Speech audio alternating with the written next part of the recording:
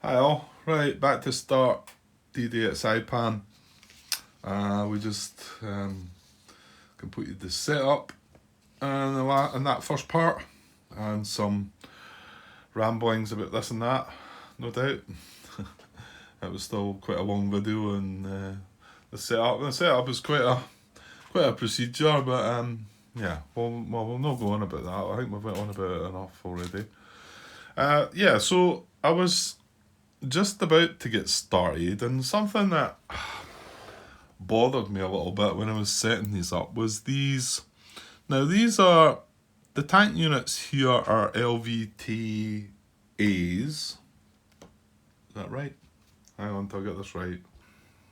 Yeah, LVTA, so it's a landing vehicle tank. And these units here, right, there's one of them in each of the right, let's get the whole setup of these right. I'm really bad with understanding the breakdown of divisions, regiments. Yeah, here we go. Designation, page 6. I'm looking at gives an example. So we've got A. So the letter is going to be the company. So let's just pick on this first up here. So we've got E. What is that? E26, and it's got the wee. It's a kind of dagger, isn't it? So the dagger. Yeah, I'm sorry for people that are like cringing at me not knowing what all that is, but we've got 3 divisions. There's 3 divisions available in Saipan, right? We've got the 2nd Marine Division, which is the daggers. We've got the 4th Marine Division, which is the wee diamond with the 4 on it.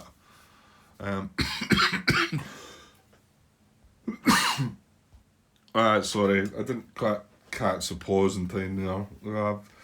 Kind of the cough's coming on. I usually generally get a cold, and then as it gets nearer the end of the cold, I get a really terrible cough. Anyway, so I'll try and pause, hopefully, and catch it. That's the 4th Marine Division, and the final ones are 27th Infantry Division, and there's not enough a lot of these that I can see. So let me put one there. And it's a kind of shield. Oh no, hang on, that's not right. That's not it.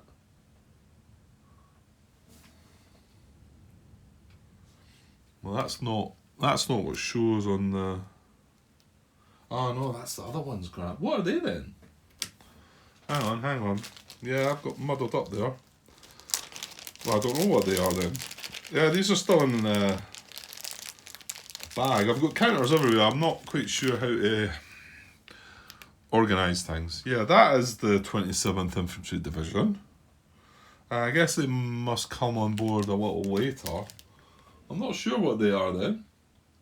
There's only like 4 units, so I don't know. I don't see anything about them.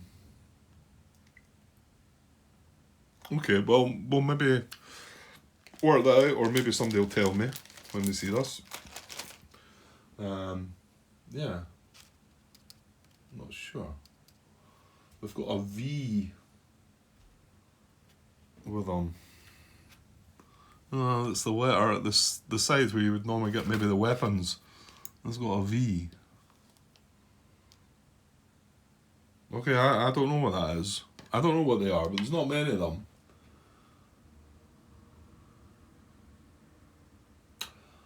Ooh, I wonder if... No, maybe not. I was just thinking there, could that be from possibly a rat counters for Iwo Jima, maybe? I'm guessing now, to be honest. Okay, well, we'll find out, or somebody will tell me, which would be nice. Yeah, so going back, what have we got? We got the E is the company, was I saying? So it's E Company, And then the battalion is the next number. So 2nd Battalion. And the last number is 6. And that's the Marine Regiment. So E Company, 2nd Battalion, 6th Regiment. And then we've got the dagger at the end, which is the division. That's 2nd Marine Division. Okay, so you've got all that to try and keep in mind. And it's quite important to keep it all in mind as well, because I think I was reading over it again, and this being in command, and it was starting to ring bells. I think Iwo Jima brought this in, but I don't think this was any part of the old games where you had to be in command. But I think we need to be in command to be able to give the units actions, whether it's free actions or actions that we've got to, that we pay for. We get 3 in each division. They still need to be in command, and that's why it's stated in the setup rules for the scenario that all the units are in command throughout the scenario. Well, up until game turn 4. Then game turn 5 kicks in, then we've got to look at command rules. If we're going to go down that road, I've already explained that we might just go and play the initial scenario and leave it at that. It depends how it goes. If it goes all to plan and it's good and I'm enjoying it and the rules aren't causing me trouble, then yeah, so be it. So how did I get... So here, these are landing in these beach landing boxes. That's red 2, what's that, red 3, got them covered up. Green 1 and green 2 on this side, and then we'll get to the other ones as well. So you've got these LVTAs, which are landing vehicle tanks, and there's one of them attached to each, what's the third number again? Regiment. Yeah. So this is the 6th Regiment, and it's got its headquarters. This is the... no, hang on, that's 6th Regiment as well.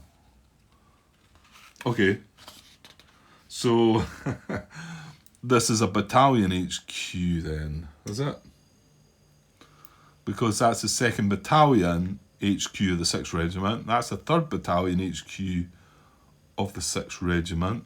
And then we've got the 8th Regiment, 3rd Battalion, 8th Regiment, 2nd Battalion. Okay. And with that, you've got one of these LVTAs. And these are actual tank units.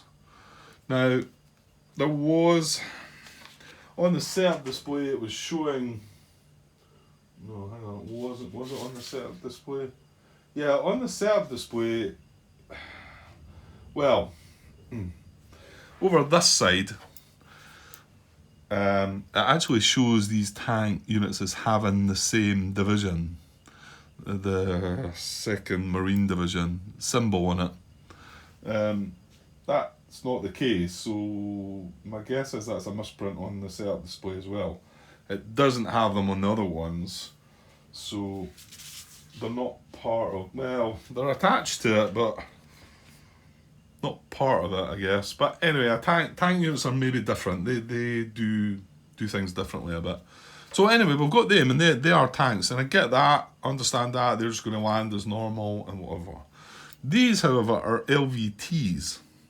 Now, going back to the older games, Omaha has them, and Tarawa and Peleliu, they all have the LVTs, don't they? And each game does it differently. I think Tarawa was the first one I got, and the landing I thought it's really good fun. There's a lot happens in the landing, maybe not so much in Peleliu, and it looks like they're a bit different here as well. I think even Omaha, I can't remember exactly, but you needed these units to land with, or you had to weigh the shore and things like that. Well, I'm just not quite understanding the whole benefit to these.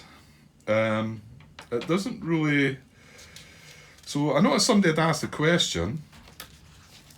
because looking at the scenario setup, hang on, no, the scenarios, the special rules, 18.2.3, and this is the question the guy asks, as it says one LVT, not an LVTA unit, may transport one US Marine Corps infantry/heavy weapons company.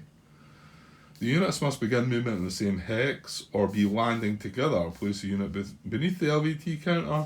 The LVT counter now moves as an AFV carrying the company using its own movement allowance.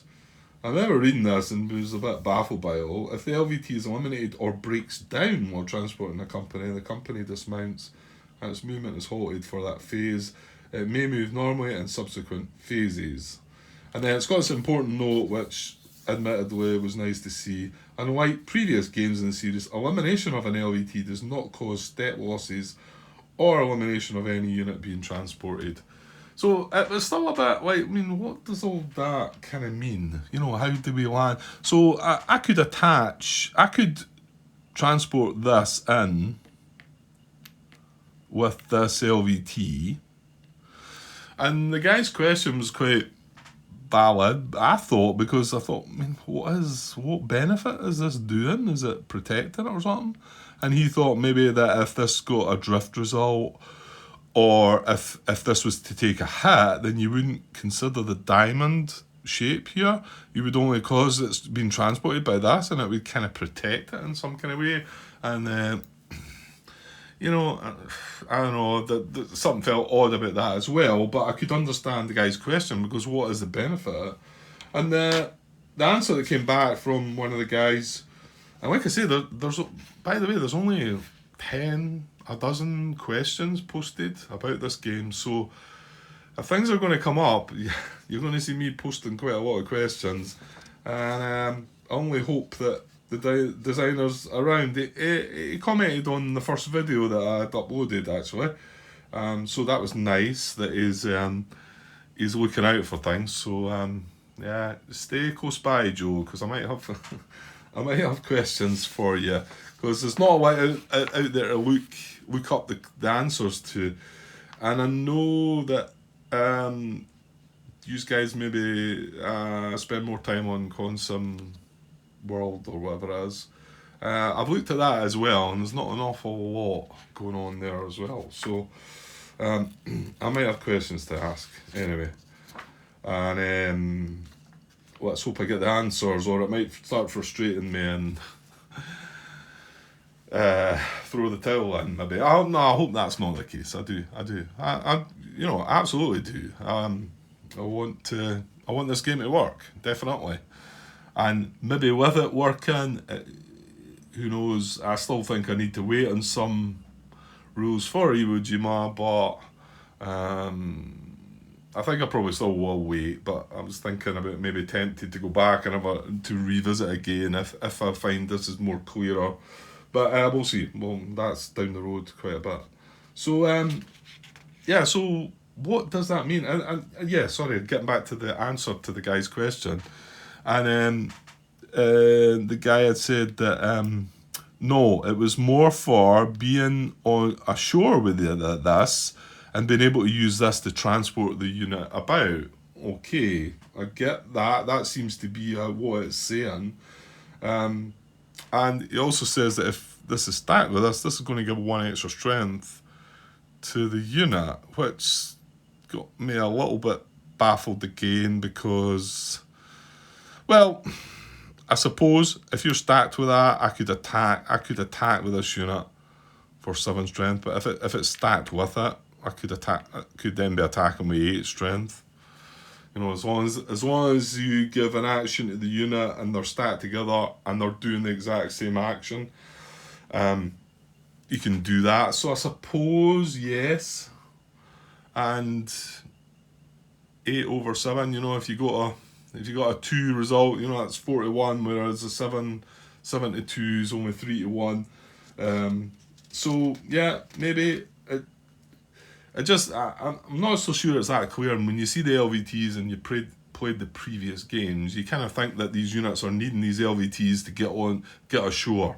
But I don't think that's the reason at all. But if somebody's got more that they can add to that, then by all means, yeah, let me know how that goes.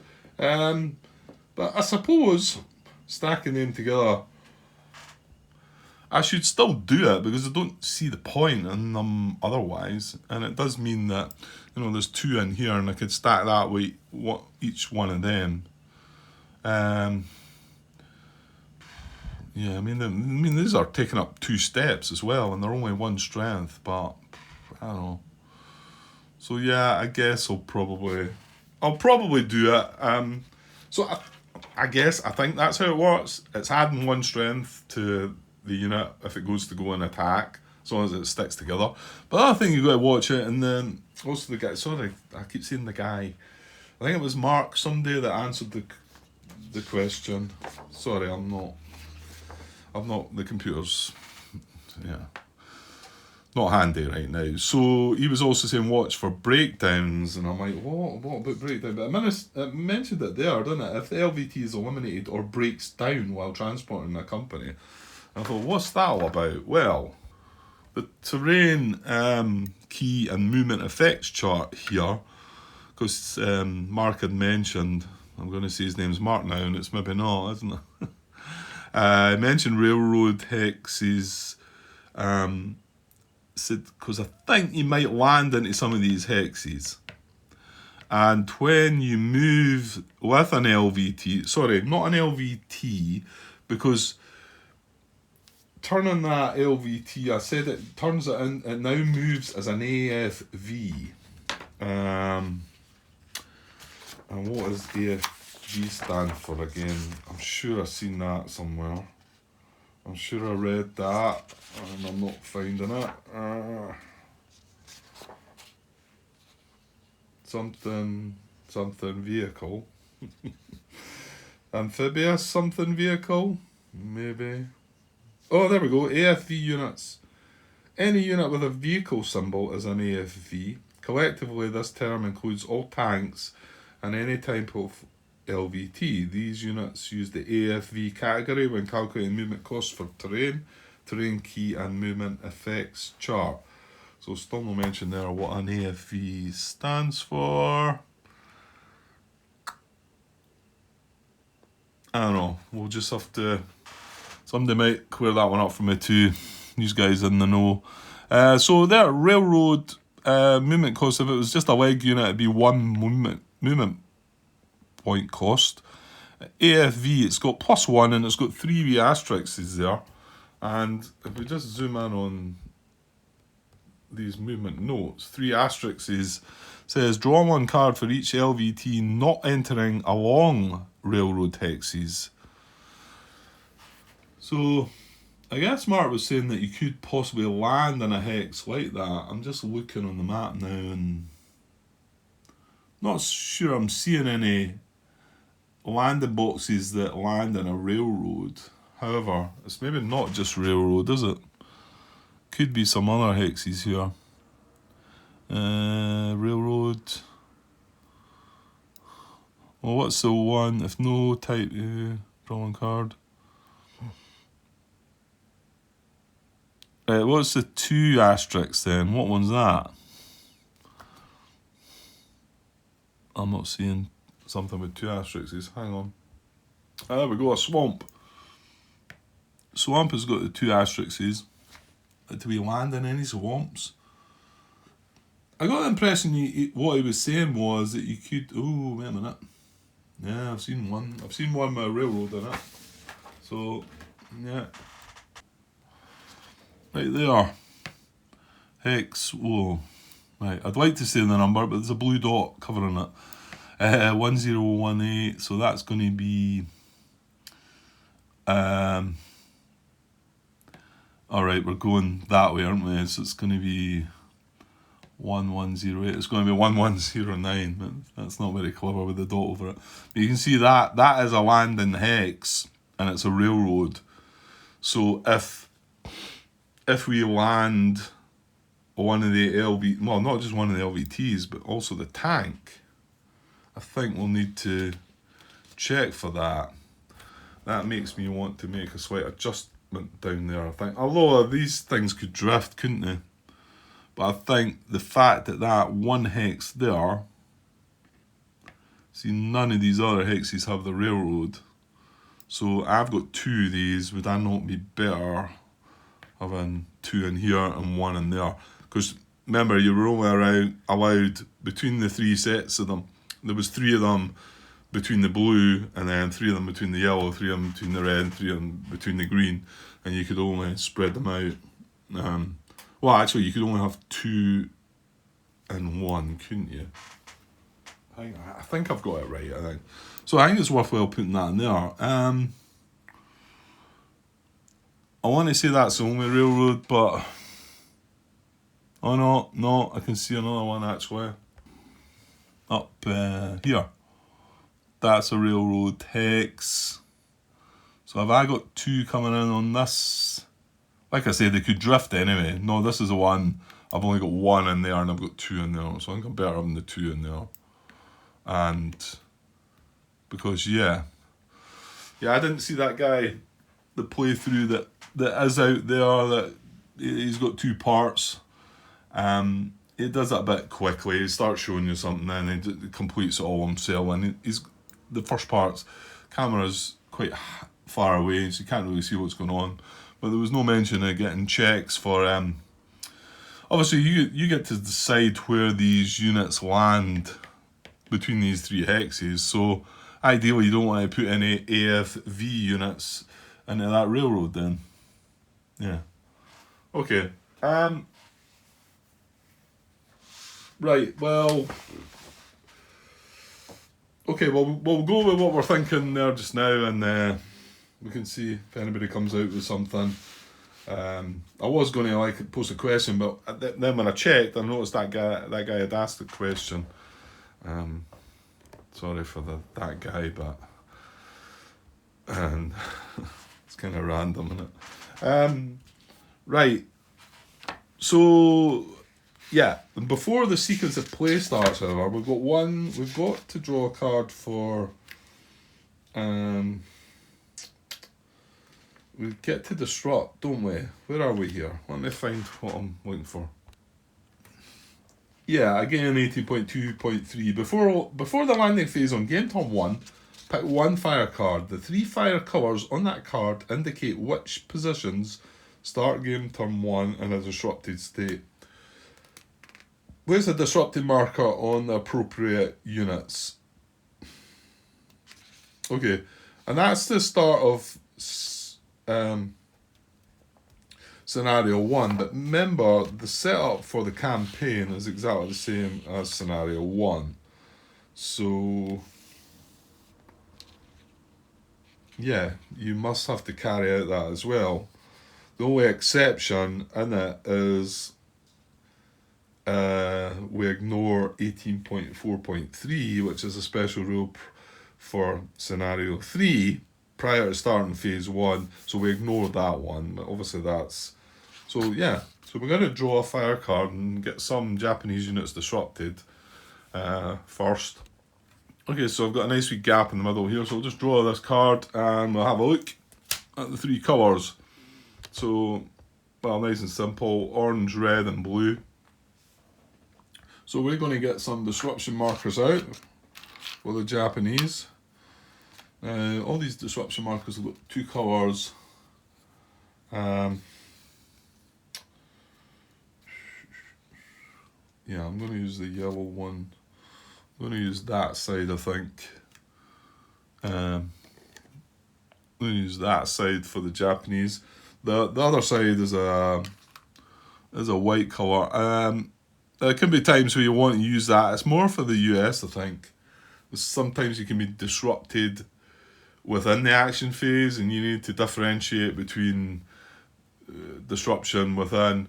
I think what I've done in the past, I like to tilt my units. I like to tilt things when I've moved them and that, so to say that they've done something.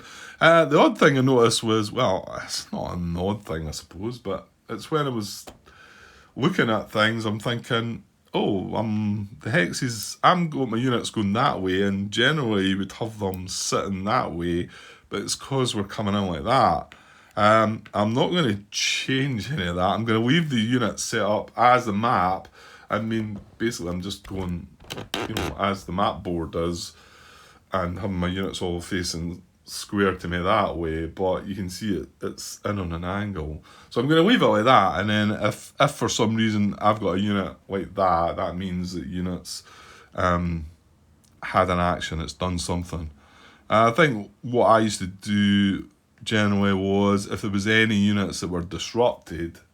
However, there is a difference to this game in the fact that if you've got a disrupted unit, you can actually do a preservation move while the unit's disrupted rather than remove disruption. So that might come into things to make my procedure of doing things a bit different, but we'll get to that. So we get to disrupt all yellow, red and blue positions. Okay. Well, I don't think, there's a yellow position way back there, but there's no point in me disrupting that. Although, I suppose, what harm is it in doing it? I think it's silly, because that yellow position only fires 2 hexes from it, so it's only going to fire to there. It's pretty unlikely, well...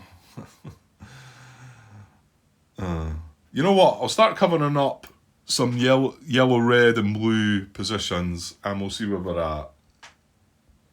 I don't think I'm going to have enough counters to cover them, not with just the Japanese ones, so I'm not going to bother. That blue one up there and that yellow one down there, I'm not going to bother with them that are inland. But I'll tell you what, red, yellow and blue was probably the best colours you could start with, I think, because you can see most of the...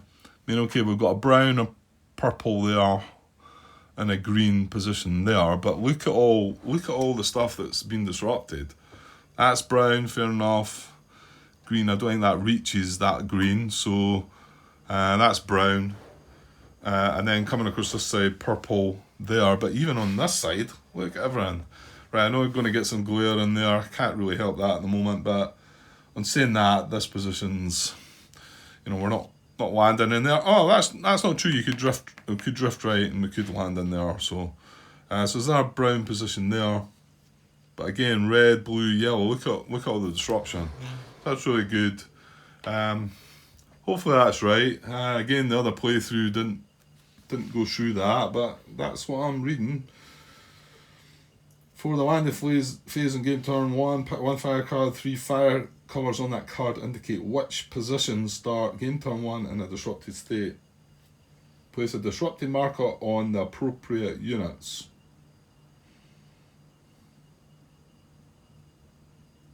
Yeah, I think so. Okay, so that's that done. We can discard this card. Right, I'm just going to put it down there as a discarded card, because that's not used at all. Right, and then we'll start now. I'm not sure how far I'm going to get with this, but I'm 28 minutes in there. What might be... I'd like to probably put a video together with the landing, get all the landing done. So I think what I'll do is I'll set up... Well, does this matter? I don't know if I need to stack these units together or not. I think I probably need to stack the units with the LVTs if I'm going to, before we draw a landing card, don't we? I think so.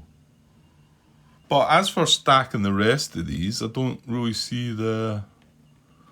I get to decide where they all... I'll go through that. I'll look at it carefully, make sure we're doing it right. It's on step 5, I think. Rule 5, sorry. Where's the landing stuff? Okay, but I do think... Well, what I'll just do is I'll put one marine company... Is it company? Yeah. Yeah, I'll put one company with each of these LVTs. That's me paired up. Each one of these LVTs has a company with it, so we'll see how we get on with that. And I've moved them up a little bit because we really want to see these colours these are the colours that fire into each of these beach landing boxes. However, we will notice there's a lot of disrupted Japanese units, so at the start here, so that's good for us.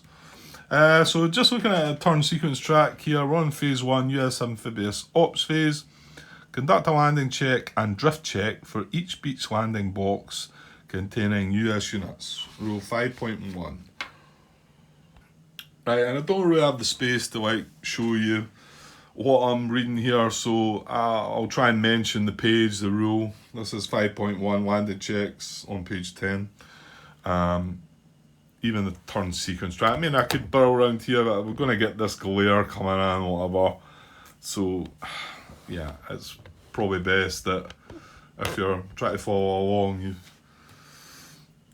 maybe you don't need this sequence track anyway. If you've got the rule book, I mean, you can download the rule book and just view it on, your electronic device or your phone or whatever, if you want to like look it up where I'm at.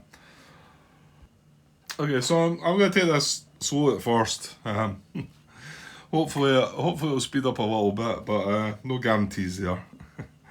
So conduct landing checks, right. For each beach landing box in the order given in 5.0 step 1. So, sorry, yeah, I've jumped ahead to 5.1. So 5.0 step 1. 5.0 is US amphibious operations. US units enter play during the US amphibious operations phase. Conduct this phase in the order given below. So, right, let's not jump bits, Grant. Let's do it properly.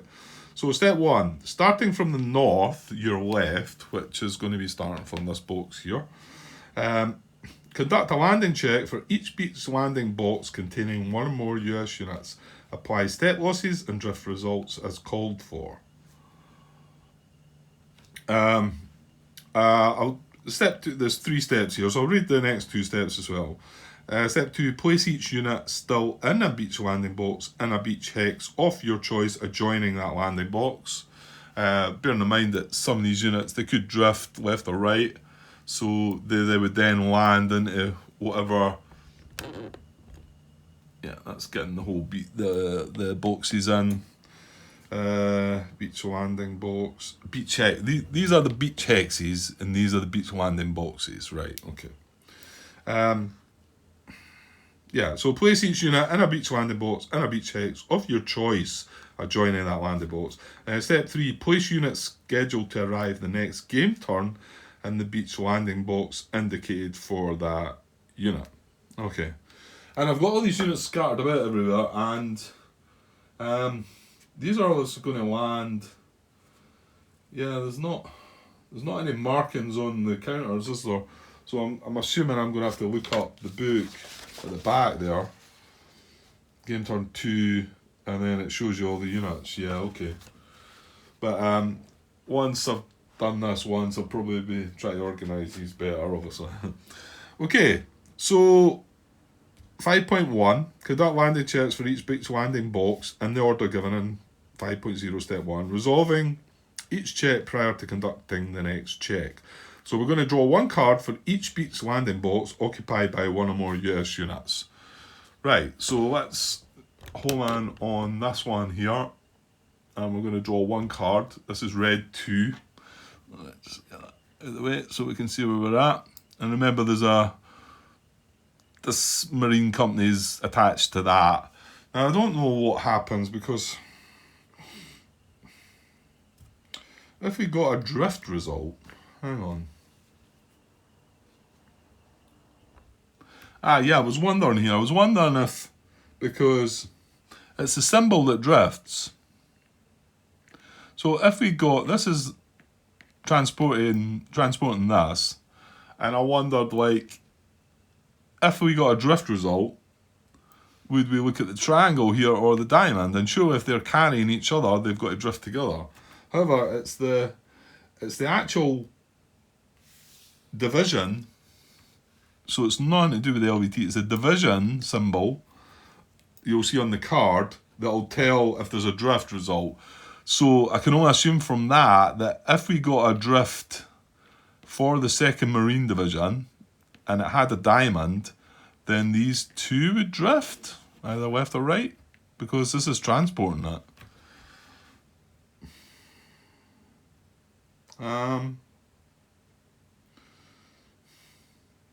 But that could be wrong. I don't know. I mean, I'm trying to land these units with these LVTs. So I mean, these are together. They're a joint thing, aren't they? So, you know, or is it the case that would drift and that would stay? That doesn't seem to make sense to me, but not sure. Okay, we'll leave that one. I'm just going to probably go with, well, we'll see if we get any results like that anyway. Right, let's draw the first card and see what we get. Right, here goes. So, landing for red 2. Get the card up there. So it's just the information at the very top there that we need.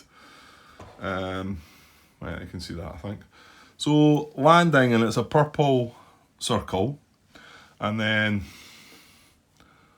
further across we've got a diamond, and we've got drift 1 left for the 2nd Marine Division and no drift for the 4th Marine Division. Well, this is all the 2nd Marine Division that we're doing on this side of the map, so we're going to be looking at that. So there is a drift 1 left. So in the landing section of the card, there will be a target symbol, circle, diamond or triangle. The symbol will be coloured to match one of the 6 Japanese position colours. Oh, it would be purple, wouldn't it? Because that's not one of the ones that we got disrupted, is it? If the colour of the above target symbol matches a fire square in the beach landing box. So just to look at, that's why I was wanting to keep these open. I'll open things up a little bit.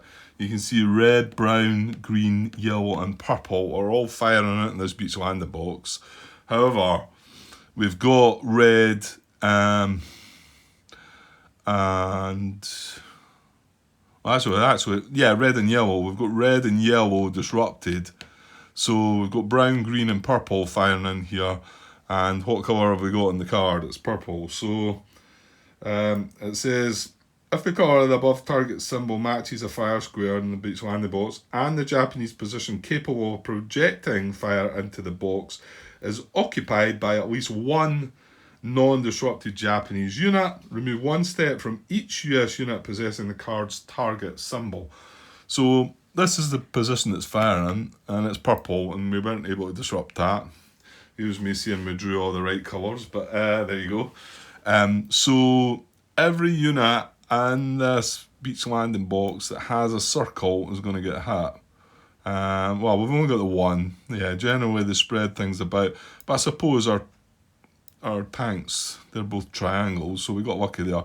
So G26 is going to take a hit, okay?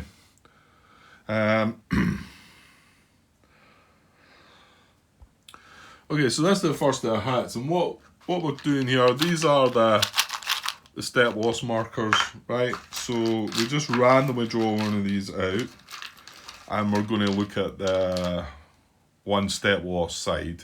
It's got 2 sides to it. So there's step loss 1.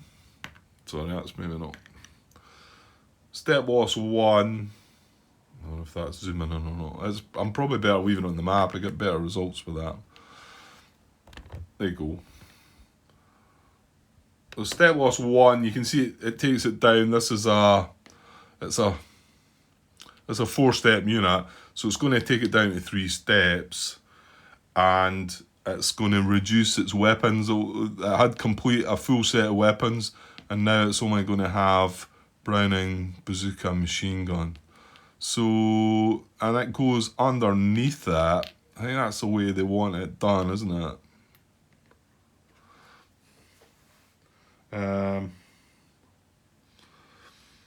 Which part of me feels like I want to put on top of it, but no, you can't really do that, can you? This is the whole problem with these extra markers. It's not ideal. I'd love to be able to just flip that unit to its 3-step side, you know, and then bring another counter in for the 2-step version of it, and then flip it to its 1-step side. But well, we've got what we've got, and that's that. So, okay, so that unit's taken a hit. That was the only circle we had, though, so okay, fair enough. So, and then US Marine Corps units may be subject to drift. Units assigned to the 27th Infantry Division do not drift. Well, you can see there's 2 drift options: 2nd Marine Division, 4th Marine Division, and this card has drift 1 to the left for the 2nd Marine Division if it's a diamond. Now,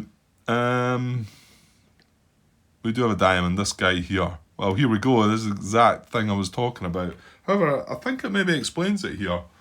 Because it says, if units in the beach landing box are excuse me, sorry, coughing. I'm trying to catch the pause button and cough off camera. Yeah. If units in the beach landing box are assigned to the US Marine Corps division that indicates a drift, the player must conduct drift. If units in the BLB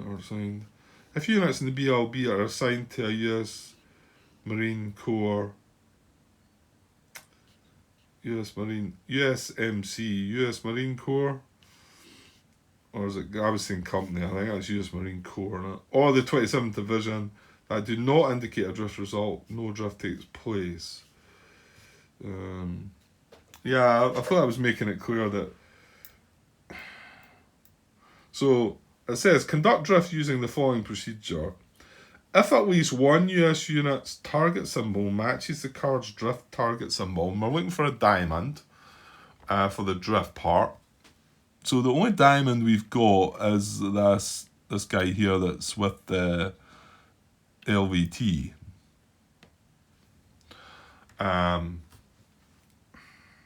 So if at least one unit's target symbol matches the card's drift target symbol, one unit will drift as indicated on the card.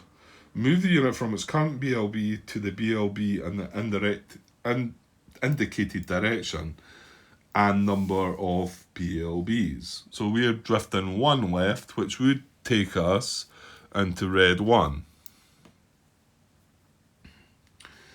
If more than one unit has indicated target symbol, the player may select the one unit to drift. If no USMC unit's target symbol match the card's drift target symbol, all units of the indicated Marine Division in that BLB drift as indicated. That's a wild one. So if we didn't have a symbol at all, they would all drift 1 left. Oh, hang on. If there is only one Marine unit in the BLB, the unit will only drift if there is a target symbol match between the drift card and the unit. Oh, if there's only one Marine unit in this box, yeah. Well, that's not the case.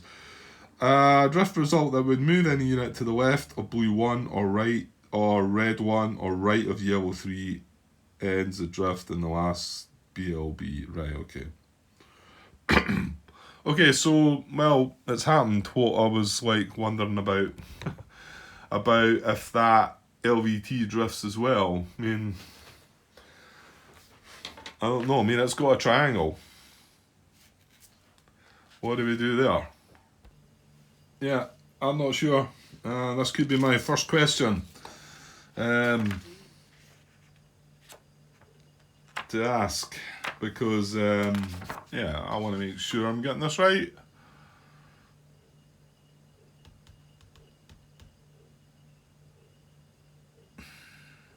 It seems if that unit is transporting it, I mean, to be honest, well, this is what the question was that Mark or whoever it was had answered, and the question was if we were looking at stat loss here, let's just say this was a diamond, a purple diamond. He was asking, is this protected because it's transported by this? And Mark's reply was no, he didn't believe so. He felt that it was only transporting it. I get that part of it, but I mean, how can that drift? How can this infantry these Marines that are travelling in this drift away from their transport. That doesn't seem to make sense, does it?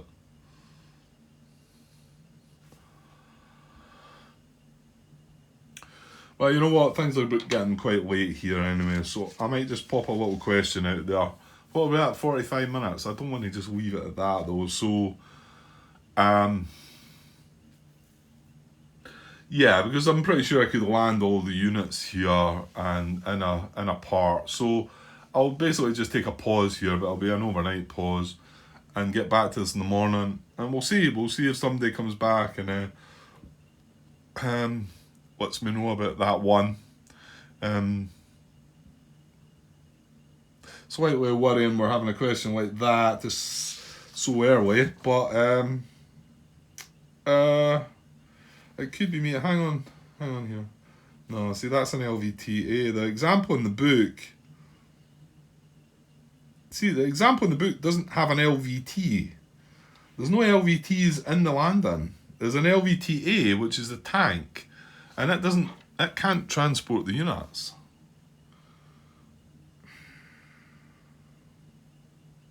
I think. Hang on. That calls it an LVT, but it's not. It's a tank. It's got a range of 2 and a strength of 2, so it's not an LVT. It's an LVTA.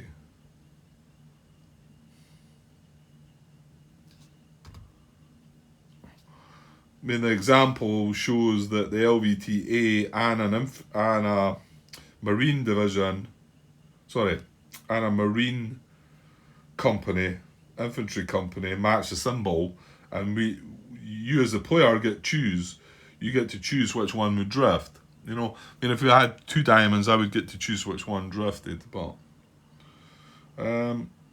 yeah, okay. Well, like I say, I'm kind of running out of time tonight as well, anyway. So I'll come back to this in the morning, and well, if we've not got an answer, we'll just have to make a decision, won't we? Okay, I'll be back tomorrow, guys. Cheers. Hi all. Right, this should just get attached onto the part that I recorded from last night, so we're on to the next again day. I didn't have time. Did want to post that question. Have posted the question, and glad to see that the designer came back not too long after I posted it with a reply. Some interesting things happened also. I noticed that Martin had posted some, and I say some questions around the same time. I wasn't very sure he would have picked up this game, but there you go. He's maybe thought the same as me. It's meant to be better than Iwo Jima. I don't think he picked up Iwo Jima. I don't even think he bought it, but maybe thought the same as myself, that it looked like it had been put back to some kind of like the older games, you know, some kind of system based on it. However, not too good to see that he's posted around 21, 22 questions. That's throughout the rule book. He's obviously went right through the rule book, and I think he was just about to start a playthrough, so I don't think he's actually played the game. Just reading through, obviously these things have cropped up for him. I'm not sure I can do it that way. I think I need to come across them while I'm actually playing. However, a bit worrying for him to see that many questions just with an initial read of the rulebook, unless he's been through the rulebook multiple times, I suppose. But even then, that's an awful lot. So the designer responded to him saying that he would get to the questions over the next couple of days, because there's quite a lot for the designer to look through as well. Couple of them were regarding the same scratching the head I had with not just the drift, but the LVTs part of it, and what was their purpose. And you know, it does seem to be different from the other games. You know, the other games, they were to help you get ashore quickly, but doesn't seem to be any of that. I mean, if I put if I put this unit in an LVT and this unit here, they're both going to land at the same place at the same time. Well, wherever I want them to land. Apart from the fact about the drift, obviously, and if they were to take a step loss, but there's nothing really different regarding the LVT. However, Joe did come back and answer my question saying that yes, this would drift with the unit. So, which makes me also think that, and of course our question had been that we've got a drift result here in a diamond for the 2nd Marine Division. I mean, this is our only diamond from the 2nd Marine Division. And I've stacked it, I've put it, you know, that LVT is transporting that unit along on ashore. So if this takes a drift to the left, or into that box, does the LVT go with them? And you would think that seemed logical, doesn't it? Because if it's transporting it, surely it has to move with it. So yes, he's come back and confirmed that. So that does make sense. However, I wouldn't say it's 100% clear in the rules. It's not a sort of, you would think that would have came up and maybe had an example of, if it's stacked to an LVT, the LVT would go for. And of course, I think, obviously, if it works that way, if we had a triangle drift one left result there, then it's our choice which unit we drift. We could drift this tank unit. Well, it's an LVTA, but that's more, you know, I know what that is. It's a tank, you know. Or I could drift this company, or I could drift the LVT, because it's a triangle as well. And my assumption there was, if I chose to pick the LVT, then the infantry would have to go with it as well. So I'm going to assume if it works one way, it's got to work the other way. He also mentioned that, hang on until I get that exact words. So yeah, units in LVTs move like they're an AFV, which I've still not worked out what the actual, it maybe is written there. What did I think? No, was it something vehicle? F vehicle. I'm not sure. But anyway, it says that they can move like that if they're transporting, and obviously that's going to get them through get them moving quicker. And I did remember, I mean, there is a note that it does talk about that there in the scenario setup instructions. I think special rules, isn't it?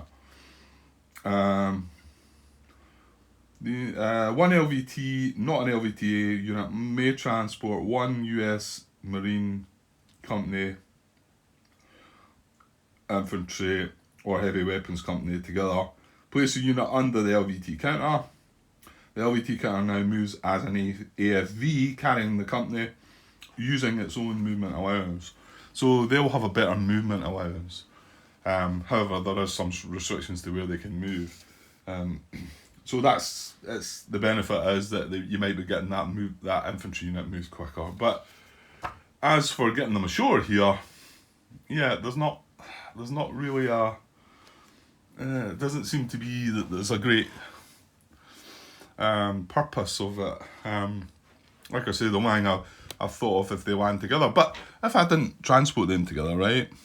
Well, I'm saying that, if I didn't put them together, this guy would drift and the LVT would stay here, wouldn't he? Because he's not part of that. So I suppose there's that. Whereas what we're doing here is they're guaranteed to stay together because we're going to drift together.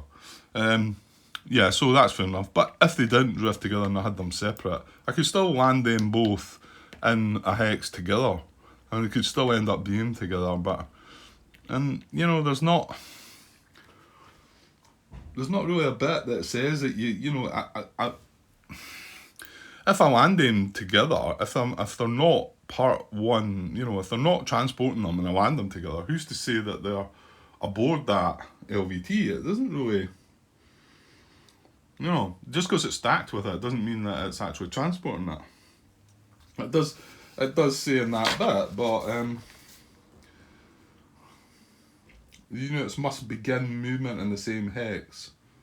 Place a unit beneath the LVT counter. Okay. So I suppose it can still be stacked together, and then you decide, once you're stacked together, you decide, okay, that infantry unit's jumping on that LVT, and now we're going to move with the LVT, obviously with the movement allowance of an AFV. Right, okay, maybe there is something to that.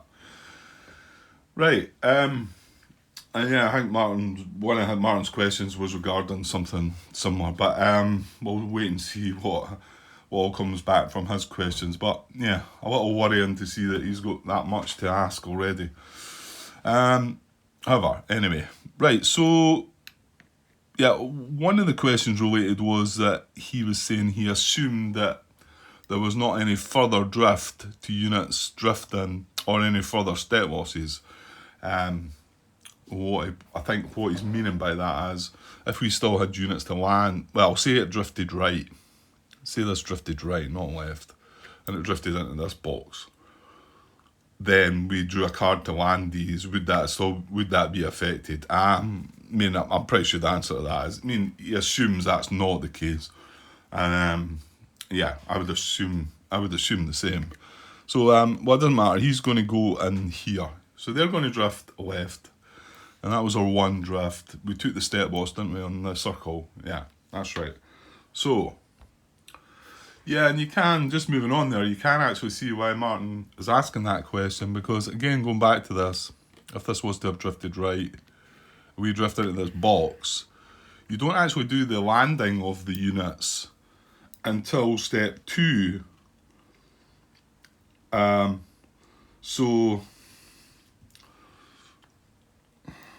So we now would then draw a card for this section, for red 3, and this unit's drifted. So if there was a drift result again, or a step loss to that, would it be taken into account? And it's not really clear. The order of it is, the step 1, 2 and 3, and 1 is starting from the north, your left, conduct a landing check for each beach landing box containing one or more US units, apply step losses and drift results as called for. There's no talk about actually landing the units yet. So then, step 2, well, basically step 1, we would do that for each landing box. And then when we go to step 2, which is place each unit still in a beach landing box, in a beach hex of your choice, adjoining that landing box. So, yeah. So in actual fact, these units, well, they've drifted left. They are just sitting there just now.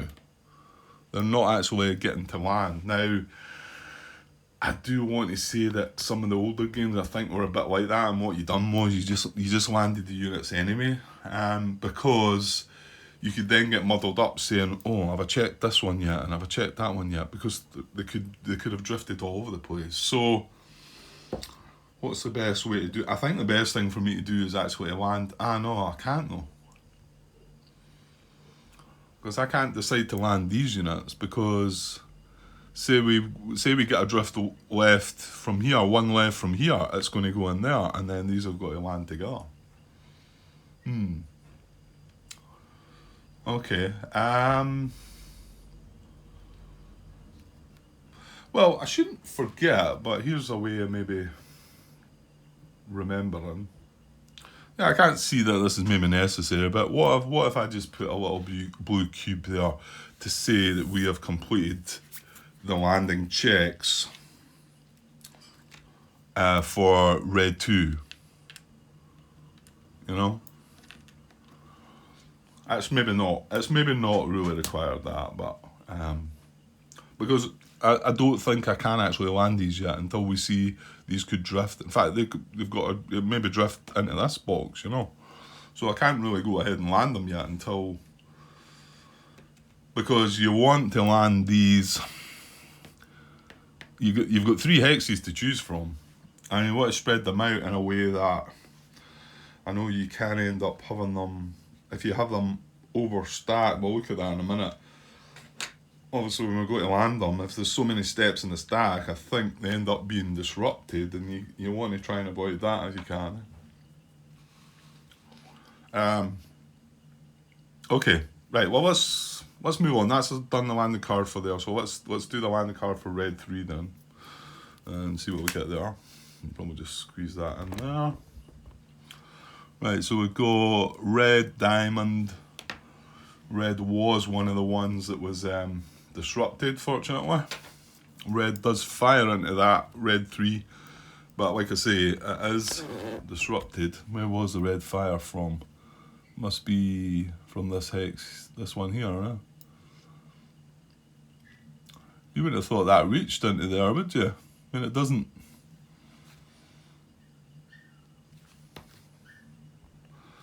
Yeah, I'm not really sure how that's worked out, to be honest. I mean, I'm looking at red there, wondering, and I guess I would have thought that the fire dots, it would be the fire dots that went into here, which is purple, yellow, green, blue.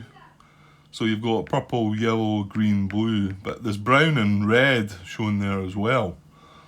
I mean, the nearest brown position is what, there?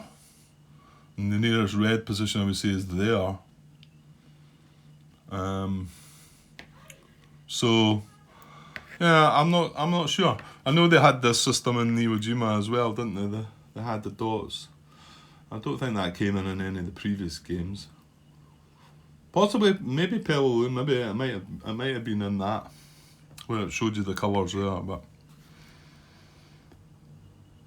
yeah, okay, I'm not sure how it's worked out. However, red is firing into there, however red is disrupted, so that's not going to hit us, so all good there, I believe. Now, we've got a drift, ooh, we've got a star for the drift, sorry, maybe you can't see that. Drift 1 left for the star, which is the headquarters units. Well, a star, sort of is a leader, isn't it? It's a leader symbol, isn't it? Yeah. So I'm assuming it's going to have to drift 1 left then as well, because we'll only have that 1 star. These are all mounted up. Yeah, so I'm going to guess that that's going to drift 1 left. That's a bit annoying. Well, hang on though. Did I not see something about headquarters didn't drift? Headquarter units are not subject to drift or step loss during landing checks. Why then would it have a star then? Well, hang on. Headquarters units, I mean, this is a headquarter, but it's still just an infantry. So that's different, isn't it? Okay, my thinking must be it's for these. I mean, that's a headquarters. That's all it is. So that they wouldn't drift. If this was in here, then you wouldn't need to drift that. However, the fact that although that's a headquarters, it's, what is it they call it? This was one of the bits that kind of I found a bit confusing, that they were adding a bit more to, wasn't there? Because you've got 3 different types of headquarters, I think. Okay, or maybe it's just 2. This is a battalion headquarters, and that's a regimental headquarters.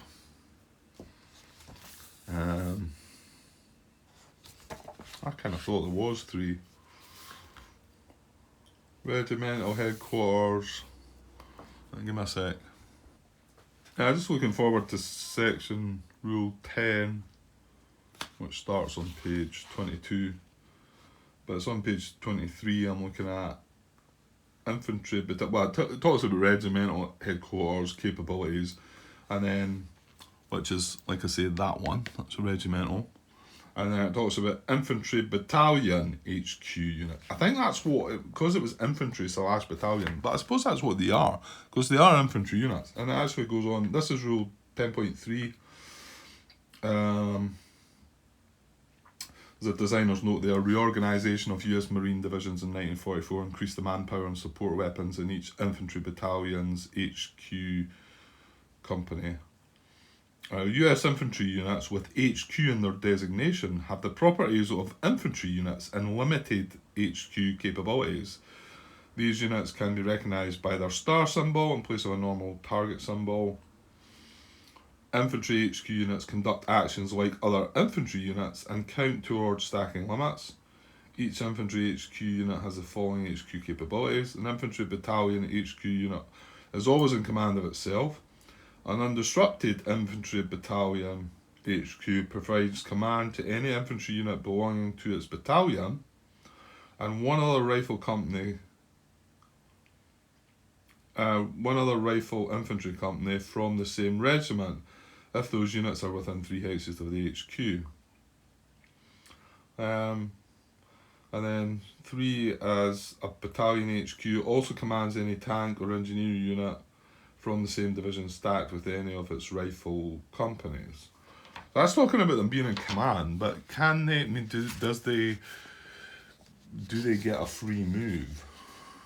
Not that that's what I'm trying to work out at the moment, to be honest, but it's just getting me thinking that, I think. So free actions on page 14. Rule 7.1, free actions. Units may conduct free actions which do not count toward the maximum number of actions allowed. However, a unit may only perform one action per US action phase, even if the action is free. A free action may consist of any of the actions listed in 7.0 unless stated otherwise below. Units in the following situations may conduct free actions, and there's 8 different situations. We'll get to them, but I suppose the one we're just looking at just now is number 3, which is regimental HQ units and infantry HQ units. I think that's what was throwing me. It's not got the battalion bit there anymore, and the description of the unit in the beginning, with the picture of it, calls it, with the US units, it calls it a battalion headquarters, and yet there it's calling it an infantry /HQ unit. Why the wordings can't be the same? Because I've got it, okay, but it could confuse, and I think I was a little confused at first. Number 4 is units that are stacked with or adjacent to the regimental HQ. Remember, that's the regimental one. So stacked with or adjacent to that at the start of the US action phase, they would get a free move. And number 5 is infantry units that are stacked with an infantry HQ unit. So they would have to be stacked with us, and they would get a free move as well. So that's kind of bad, because this does look like it's going to drift. I know it's an HQ unit, and I'll just go back, and you would think it would. You think they would tell you if it was an HQ. Infantry HQ, a battalion HQ, that would still count for drift, but I can only assume that that's the case, because why would there be a star here?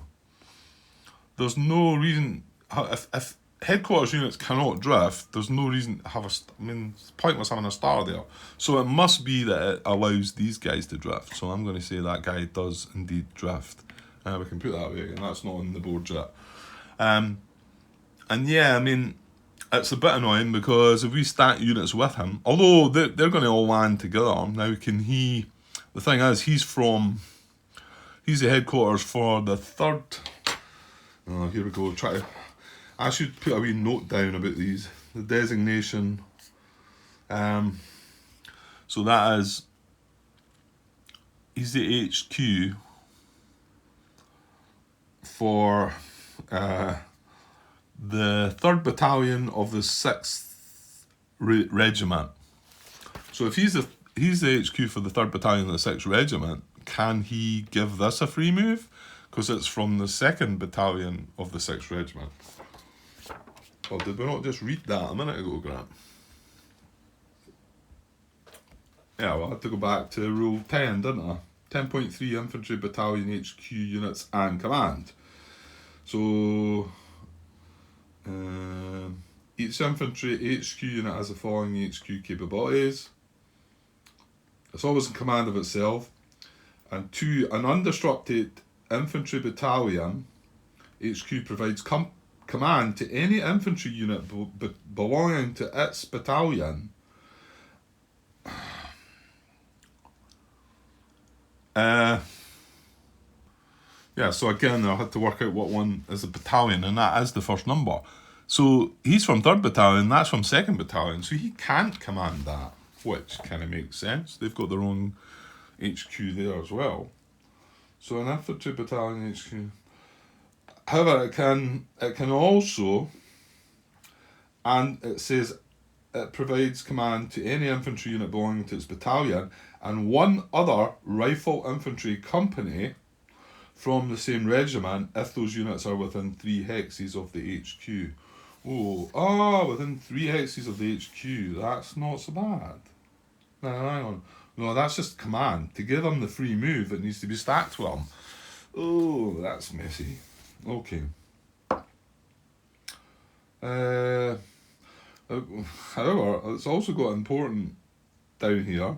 Enemy field of fire units have no effect on this range, this 3 hex range I just mentioned. But the next one's kind of important because the battalion HQ must be in command from its superior regimental HQ. Hang on though, because it's stated within this scenario that everything's in command, isn't it? So up until game turn 4, all units are in command. It's not until after that we need to worry about command. And it says a battalion HQ also commands any tank or engineer unit from the same division stacked with any of its rifle companies. Here's a question there then again, and that's why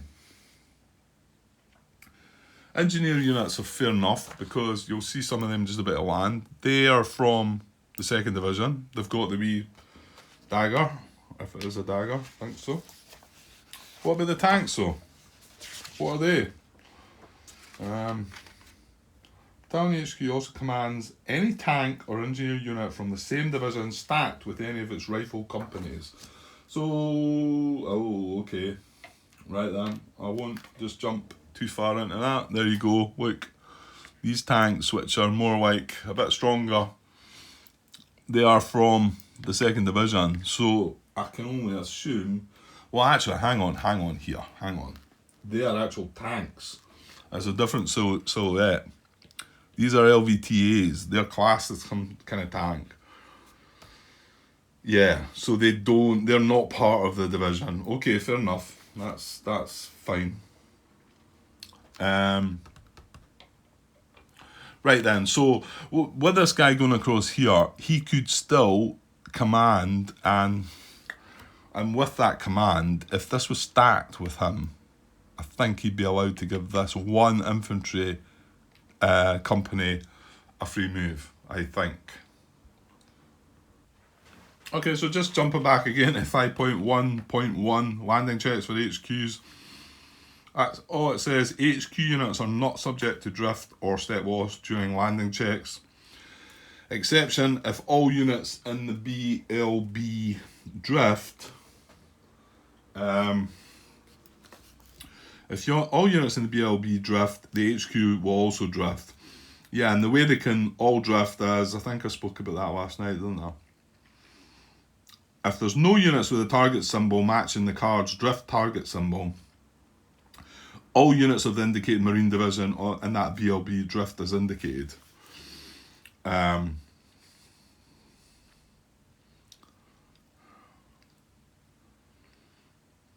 Exception if there is only one Marine unit in the BLB, the unit will only drift. Yeah, okay, right.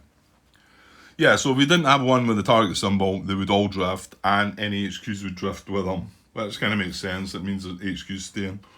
I can only assume that although these could be classed as HQ units, they're also classed as infantry units. And so I'm going to drift them as well, because there would be no point having a star there. Because it's not even as if it's an HQ optional drift. It doesn't say it's optional, it just says HQ units are not subject to drift or step loss during landing checks. But again, now I'm wondering here, if we had landing, I wonder if any of the cards have a star here. Because the only way this could take a hit is if it was a star. And it also says HQ units are not subject to step loss during landing checks. But okay, we're going to drift that one. And we didn't take any hits then, because red is disrupted. Is that right? Yeah. That's good. Okay, so that's that box done. Yeah, I'm not so sure I really need to be putting cubes down here, but right, so let's move on to green 1 then, and see what we get there. That card's done. So green 1, no drift. Right, you can see that. Right, so red circle. Well, red does fire into that beach landing box, but again, red is disrupted, and this one looks a bit more clear to me though. The red is there, it's firing into there and there. Well, it's firing into all 3 of them beach hexes, so you would think it's firing out that way. I'm just, well, I don't know. I guess maybe they can fire from afar when they're into the water, I suppose. Okay, so again, we're good. The colour's good for us because red is disrupted. Hopefully I've got that right. We did get quite a good lucky result, I think, with the card that we drew for disruption. So again, hopefully got that right. So none of these are hit, and there's no drift at all. So yeah, that's done. So that's that box done. Right, green 2. Let's just move on. Right, what we got there? We've got blue. Blue's disrupted as well. And blue does fire into green 2. And you can see the one that's doing it there. It fires into all 3 of the boxes. So it's disrupted. So no damage done. And we've got a drift for both the divisions this time. But obviously this is still 2nd division. So it's a circle. It's going to drift 1 to the left. Now we've got a choice here. We've got to attack the LVTA or this infantry. I think we probably want to keep the infantry there. So I think we'll shift the tank. The LVT. I mean, we can always drop it into this hex here, and it'll be adjacent. It was just 1 to the left, wasn't it? Yeah, okay. So, yeah, that's that one done.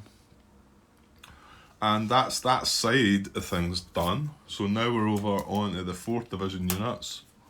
So let me make some adjustments here.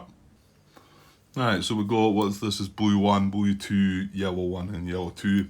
And these are all 4th division this time. So let's draw for blue 1. And see what we get. We've got purple this time now. Purple was not one of the colours, so that's going to be a hit to somebody. And you can see purple's firing into here, it's right there. So it's a purple diamond. So any purple diamonds are going to take a hit. Well, that's fortunate because our other stuffs are triangles. This guy, however, is going to take the hit. So we'll draw a random step loss counter and put it on at step loss 1 side. And you can see that reduces it to 3 steps. And if I just flip that over, although when it reduces to 2 steps, you discard this and just flip the actual unit. So then it's not got a step loss counter. Then when you draw, if it gets a hit again, you would draw another step loss counter and you'd flip it to that side, which tells you it's taking 3 step losses and now it's only 1 step loss left. So, yeah. So that's going to go under that. Oops. That's right. Okay, and we've got no drift, because remember this is the 4th division, so 4th division will not drift. Okay, that's fine. So moving on to blue 2. Card, a bit tricky getting the space here now. So what we got, a blue circle, and blue is disrupted. Blue does fire into blue 2, but you can see there's the unit there, it's disrupted, so no hit and no drift. Sorry, you maybe can't see that, but no drift for 4th division, so nothing happening there. And I didn't do my wee cubes. Yeah, I can see there being not any real need for this. Unless maybe,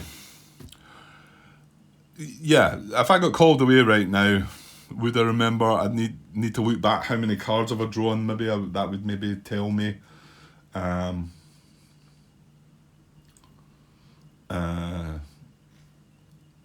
Yeah, because there's not even many of it. I suppose they should pile up in the US Amphibious Ops Phase box, shouldn't they?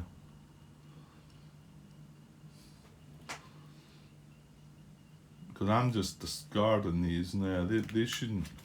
They should go into that box, shouldn't they? I think. That kind of covers up the information though. It's maybe not that relevant, but I know the game's gone by. It was handy to have the Japanese fire card showing. Yeah, you know what? It does show. It shows the first event card, and it shows Japanese fire card and second event card. So I think they're the only relevant ones, really. I'll just put these back in the discard pile then. And that way you can double check, you can look back on what the fire was or the event if you had maybe forgotten.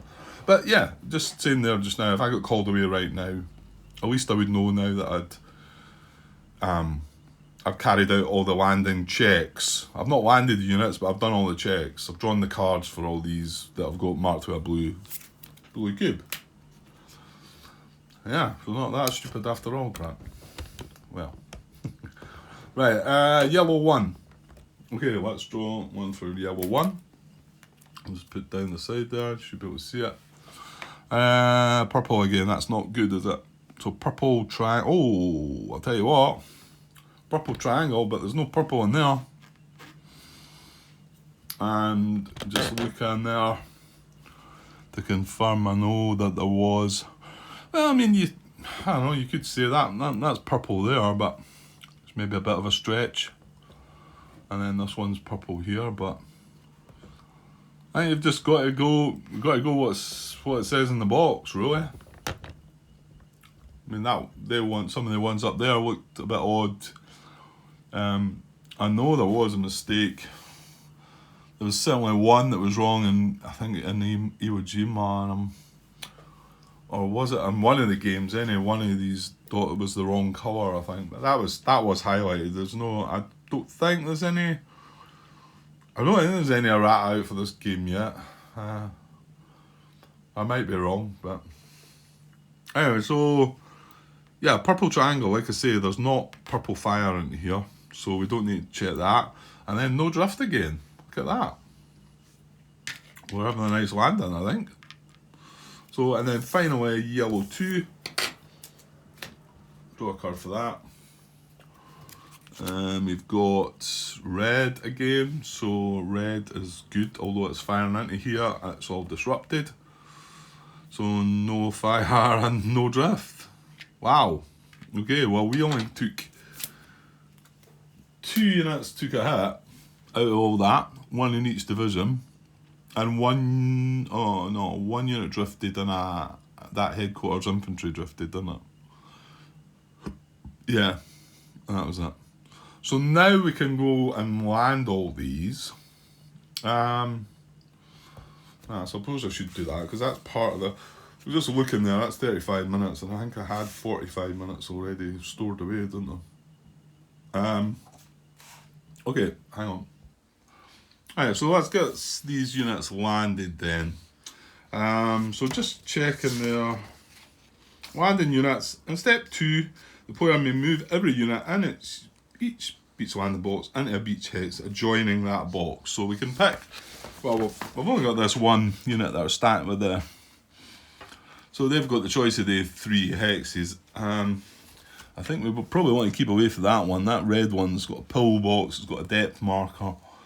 And to be honest, the yellow's got a depth marker too. I suppose the blue has depth marker too here.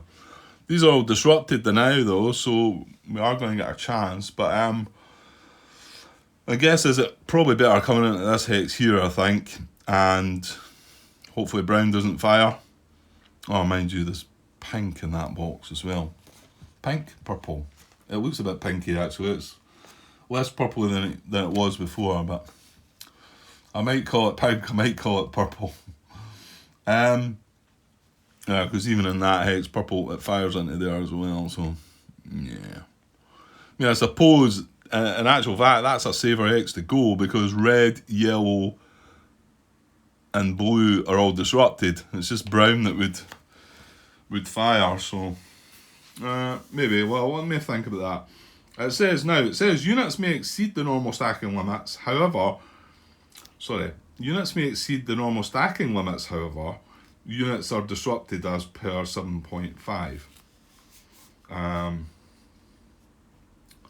And it also, it's saying that you may move these units, by the way. It says that the player may move every unit in each beach landing box into a beach hex adjoining that box.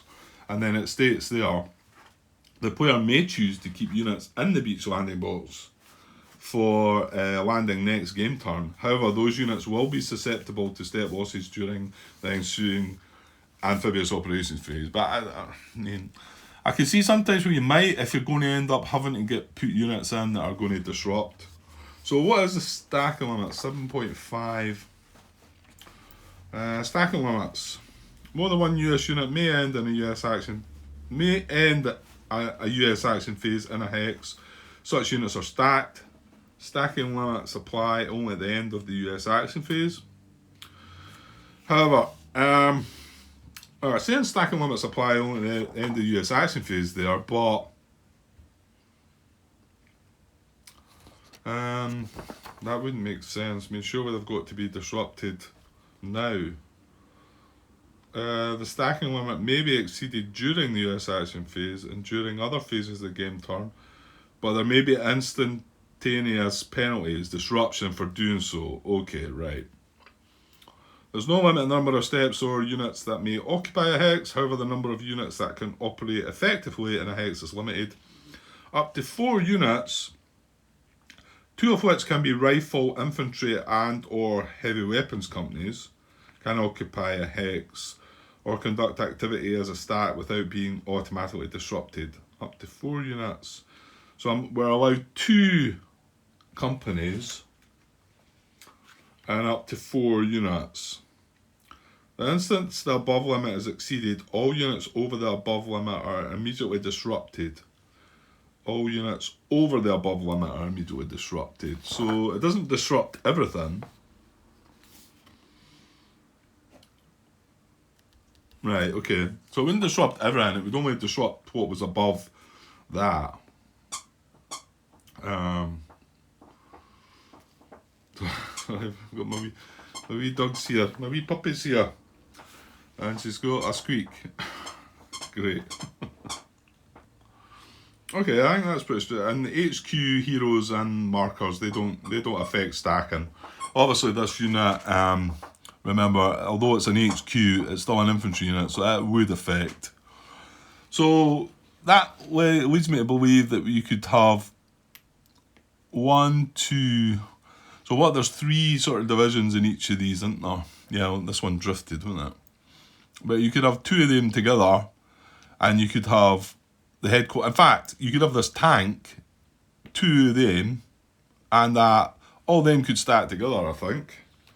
Up to 4 units, 2 of which can be rifle, infantry, and or heavy weapons companies.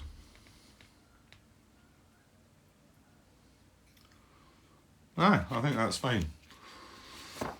Right, okay, let's get these landed then.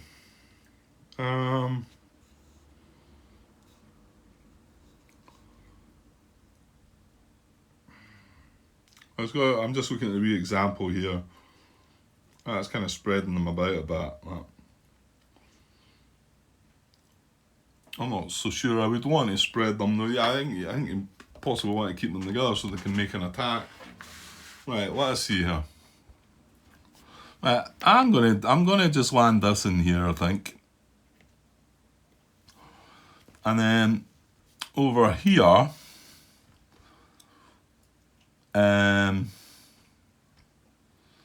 yeah, you want to try and take advantage of attacking this one as well. So I probably do want something in here. Well, something drifted across, didn't it? So we probably want that guy in there. Maybe just that guy then. But I've already said that well, hang on, if they all stack together,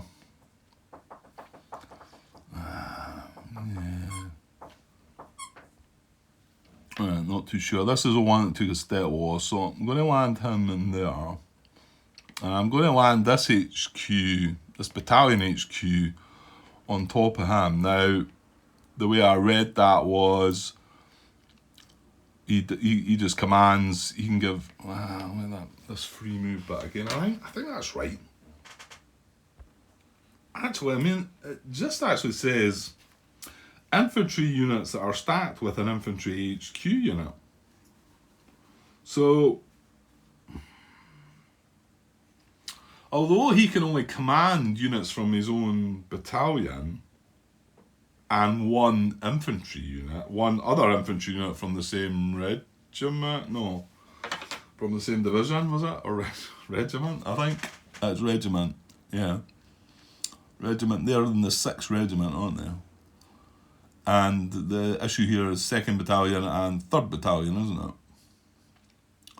So although he can only command, like we said, we've got it confirmed already that all units are in command. All US units are always in command. Ignore US command requirements. So we don't actually need to bother about that. So that means any of the infantry HQ units that are stacked with an infantry, any infantry units are stacked with an infantry HQ unit get a free action. So yeah, I think that's how it is. So I will stack him, but I want him across this side because eventually I want him to team up with his buddies, obviously, and the tank's not going to get a free action. That doesn't mean you're going to have.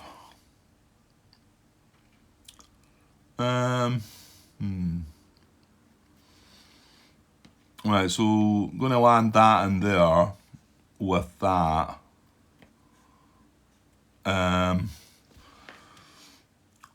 Thing is, I'm probably better stacking the tank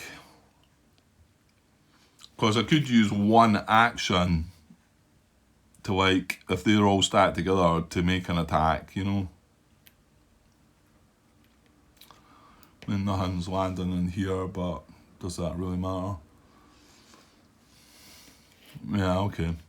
But I'm going to put the tank in there as well. Now, hang on. I need to remember, that's a railroad, isn't it? Remember that was brought up last night. So does that mean I've got to do some check for that? Yeah, it says draw one card for each LVT not entering along railroad hexes. It just says LVT. I mean, that's an LVTA we've got.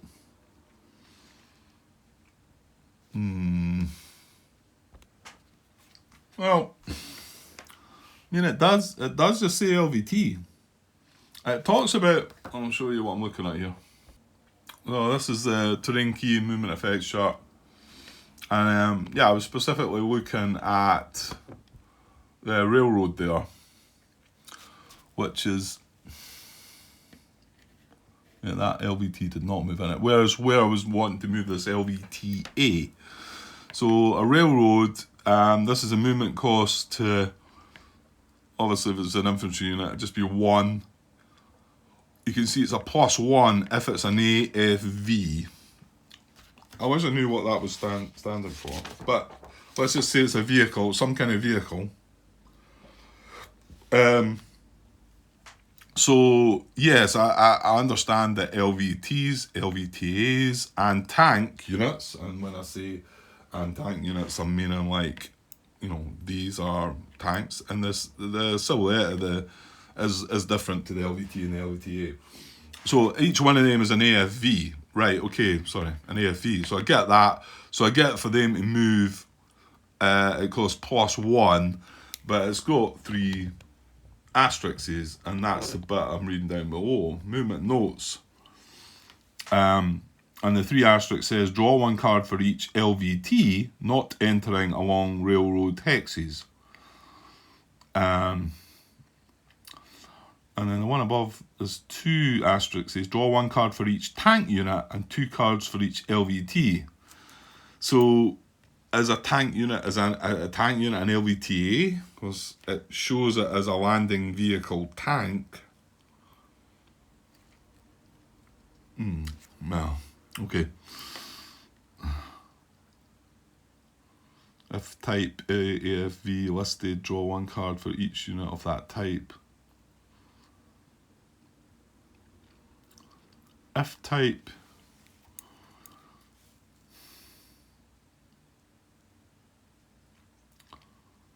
if no what there's something with one asterisk there and there's something else with one asterisk there. If no type AFV listed, draw one card for all AFV. If type AFV listed, draw one card for each unit of that type. Okay, hang on.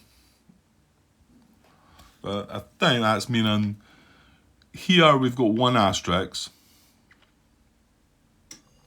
and it's an LVT, so it's showing the type of AFV.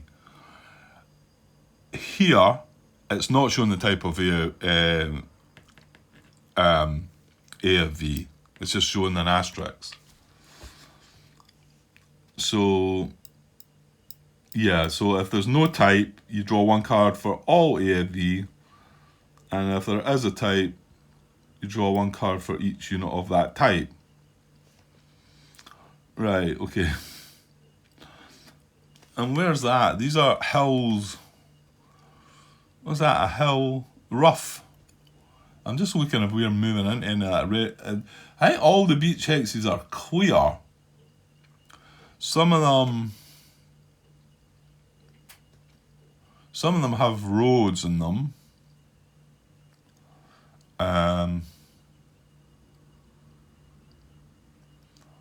But I think the one that to concern us is the railroad, because there are 2 or 3 hexes that you could land in a railroad hex. But going by that tells me that it's just an LVT. It's not the LVTA, so I can only go with that. Yeah, I'm going to go with that, and as usual, I'm spending far too much time. So that is a railroad hex, but this is an LVTA, so I don't think there's an effect. But let me know if there is, if I should be drawing a card to check what happens with that. It says draw one card. It doesn't really say anything else. It must tell you somewhere about this drawing of the card. Right, hang on. Okay, I think I've found what I was looking for. This is on page 16, rule 7.3.7. Terrain and AFV breakdowns. But I'll just read it now. I've read it already, this first part anyway, but let me put this to you. Certain terrain types may cause vehicle breakdowns when entered by US AFVs. Right, fair enough. For purposes of this rule,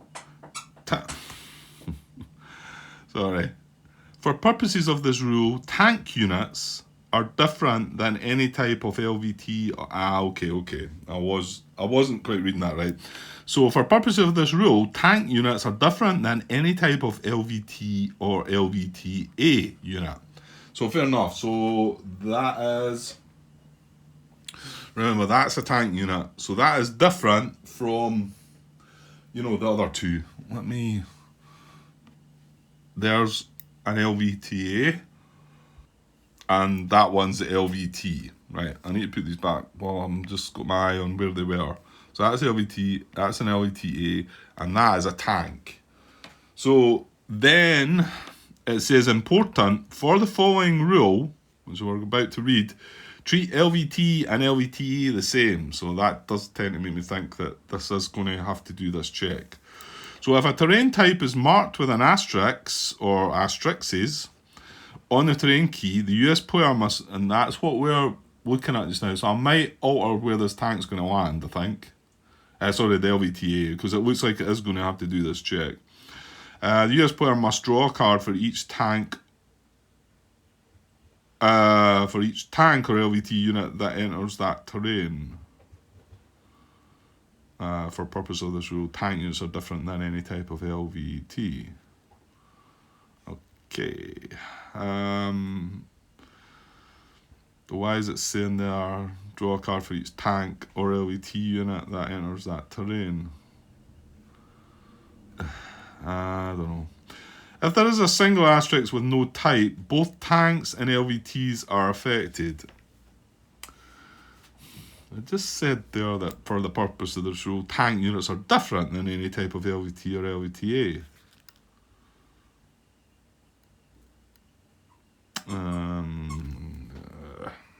Right, let's just look through and see if we can make something of that. If there is a single asterisk with no type, both tanks and LVTs are affected. If there is a single asterisk and a type of AVF listed, draw one card for each unit of that type. If two asterisks are shown, draw a card for each tank unit and 2 cards for each LVT unit. If there are 3 asterisks, draw 1 card for each LVT unit, not entering the hex via contiguous railroad hexes. Right. If the target symbol of the unit is on the drawn card, the unit is disrupted. Any mounted infantry being carried by an LVT may dismount in a disrupted state. Okay. Important, this rule applies to AFVs entering a hex to conduct close combat. Okay. Right, so the 3 asterisks says draw 1 card for each LVT unit not entering the hex via contiguous railroad hexes. And remember, for the following rule, treat LVT and LVTA the same. Yeah, okay, so it does affect that. Although I wouldn't say that's the clearest to me regarding the tanks. We're not looking at an actual tank here. We're talking about between LVTs and LVTAs, but if I had a tank right now, I'm not quite sure what I'd be doing. So I think that means we'd probably rather than take the chance with that, when we can drop that tank into a different hex. So we won't put the tank in the railroad hex. Will we just put it in here? Yeah, I think so. I think I'll just stack it in there. So again, there's 1 infantry company in there, and 1 infantry company, and there's 2 other units. So remember, you can have 2 and 2 stacked together. I think that's right. It seems quite a lot, but that was right what I said, wasn't it? Up to 4 units, 2 of which can be rifle infantry companies and or heavy weapons companies, can occupy a hex or conduct activity as a stack without being automatically disrupted. So there you go. Right, okay. Right, let's get moving. This is almost an hour, Grant, and I've got 45 minutes to add on to this, I think. Right, well, let's get the next one moved in then. So this next one was where the headquarters went in, wasn't it? So I'm going to put that. Now see, well, I suppose it doesn't matter. You decide if you're stacking them, because how can I differentiate between if I'm going to stack these together? I'll do it like that. But it says as long as you're in the same hex, I can decide to. Well, I can actually I can only take 1 infantry company anyway. I can only transport 1. Right, okay. So I'll put them in there, and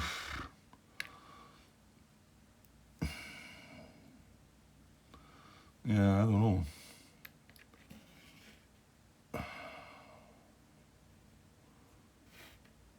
Yeah. Well, I can get 2 stacks in this though, so I don't need to, because I probably should have a go at that. Right, okay, I'm going to put the tank, I'm going to land these in here as well. Right, moving on. So in the next one, green 1. Right, so I'm going to stack 2 in infantry companies, and that's obviously the LVT as well, and then the headquarters, so that's 4. That's okay, I think. Now we've got, how have we got 2 tanks in this one? Did 1 drift?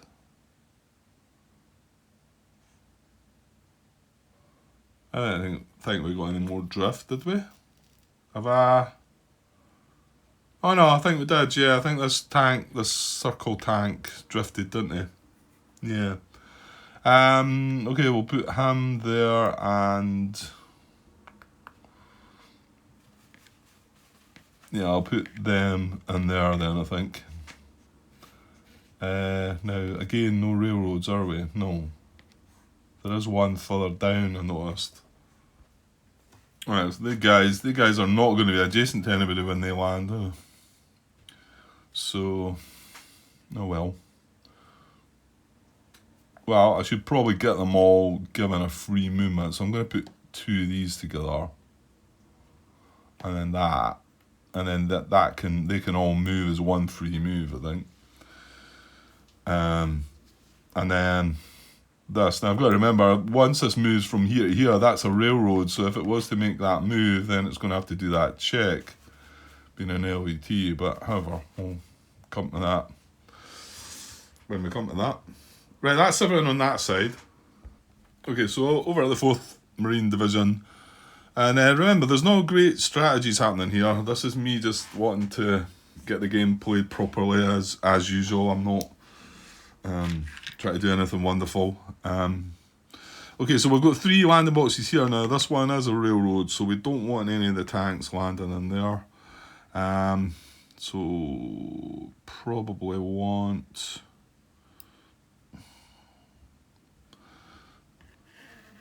Yeah, I'm going to go with that. Is that guy's... Yeah. Yeah, I can see us wanting to attack that, though. This is pretty strong and horrible looking, isn't it? That's blue. Blue fires into there, doesn't it? Yeah. That blue from there, but that blue is firing from there. However, blue undisrupts, it's like, yeah. So... Yeah, I think I'm going to go with 2 companies in there and the headquarters. And that was the railroad hex, so... And then these other 2... It's going to go in there, I think. Put the tank in there as well. Right, next. Right, so I was on pause there a little bit. Blue 2 then. Well, green's open, so this is a slightly safer hex, I think. So what I'll do is put 1 of these in here, and this, and the headquarters. That's that stack full. 1 of the LVTs as well. I'll zoom in another little bit. And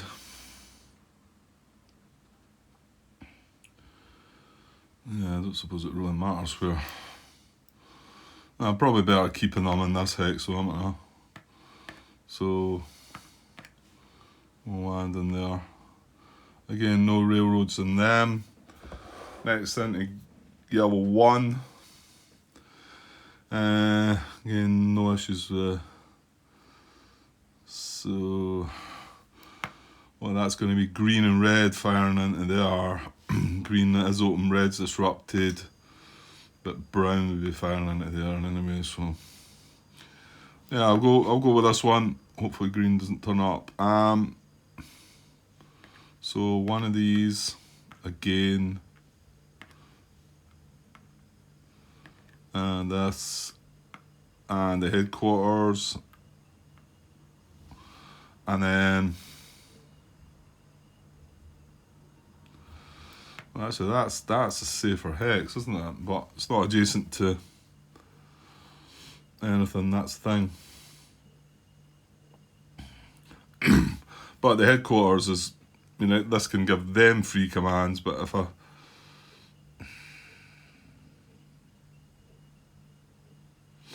I'm tempted to actually just put them in here.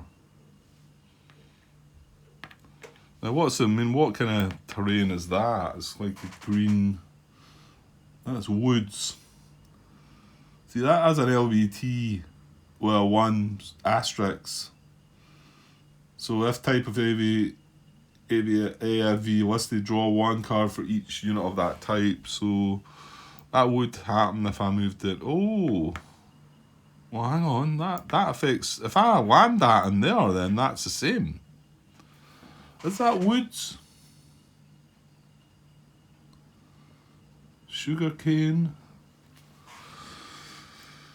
Right, I'm gonna have to work.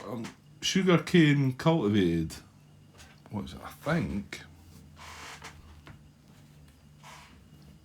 Right, if I land in there, I'm going to have to do that LVT. I need to check some of these other X's in. No, they are clear. I think it's just this is the first sighting we're seeing of these. Because that one was clear. So I don't want to land there at all. So I'm going to land there. That was transporting that one, wasn't it? I just check this terrain type. Well, just try to pick out. There's quite a lot of terrain types. So this is, in my belief, this is woods. Yeah, any of these hexes are woods. So there is obviously some issue with moving vehicles through them. There's an asterisk attached to woods for regarding LVTs. And then the other ones are canal, contour, right? If you're going over a contour, which is the red the red line here, which is understandable. You're talking about a vehicle moving up a contour. Canal's a blue line. Yeah, there's some of them in the middle there. There's some. There's an asterisk attached to that. The contour. And the other ones are hills, obviously, which is a brown. That's that brown. Well, we've got mountain there as well. What's the P stand for? Prohibited? Well, I guess it's going to be prohibited, but there's nothing to say there. Hang on. That's combat effects. Anyway, the other ones that are relevant are rough, which is a sort of grey. My guess is that is rough. It's a sort of browny, yeah. And then you've got swamp, which are these. And then the other one is, and the swamp's got 2 asterisks to it. Rough has got 1 asterisk to it for LVTs. The other one is sugarcane cultivated. Now it's not got any asterisks, but and it only costs AFVs 1 movement point, whereas it costs leg units 1.5 movement points, and that is this colour hexes, I think. Seems to be an awful lot of them. I think that's it. Sugarcane cultivated, yeah. So there's quite a lot of them. Right, okay. Come on, Grant. Get this finished. We've just got these one bunch to go, and these are all moving into clear hexes that have a road. So, no real issues there. We probably want to keep away from that red one. This is a safer place to be. Oh, red fires into there anyway, but I'll go 1, and then we'll put. No, actually, no. I think I'll go that way this time, because it looks like if I want to move that LVT or tank, this might be a better area to move into. Yeah, I'm just going to put them in there though, to be honest. Right, okay. Right, that's all my landing done. Now, I think it's just in this first game turn, we've got these engineer units to come on as well, and they come on after the US action phase. That's my understanding. I'll just, because I think now we would generally set up our units to land next turn, wouldn't we? In step 3, place units scheduled to arrive the next game turn in the beach landing box indicated for that unit. Well, what I could do is, these are all going to be landing here. In these boxes at the end of the US action phase, right? And then what I could have is, could I have the units sitting? Is there a lot of them? It might be better just waiting until we've landed these, but I don't know if that... No, because I don't get to choose where they go, do I? They actually go in a specific box. That's not quite true, actually. It's we've got 4 units that would go in any red beach, then 4 units go in green 2, and then there's a couple of units, couple of headquarter units going to any green beach,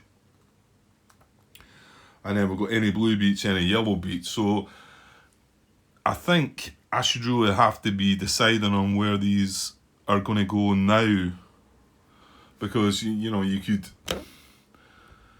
if at any red beach, there's 3 red beaches here, and say I find that there's an awful lot of damage taken, you know, by the time we get there and that, then I could sort of learn, I could get a bit more information.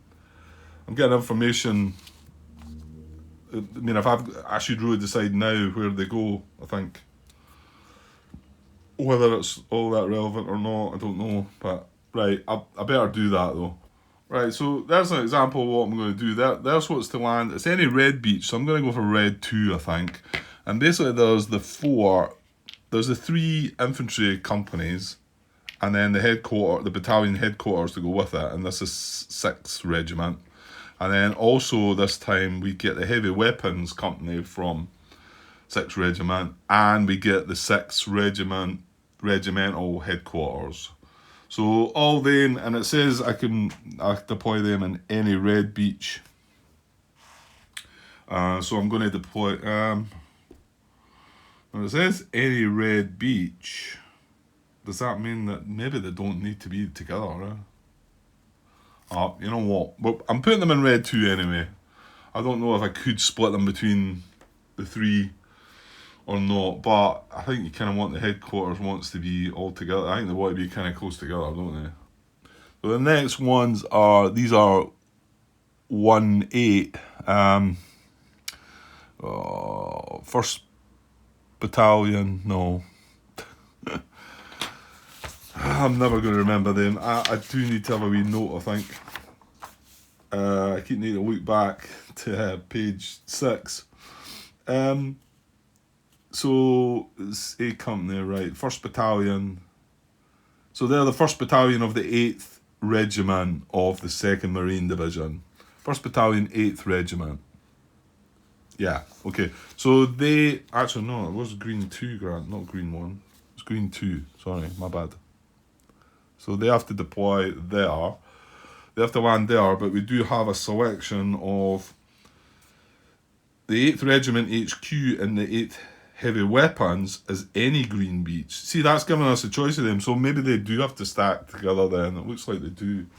So I'm wanting the 8th Regimental HQ and the 8th Heavy Weapons. Yeah, I think I'm just going to put them in green 2 as well. So that was the 8th Regimental headquarters and the 8th Heavy Weapon.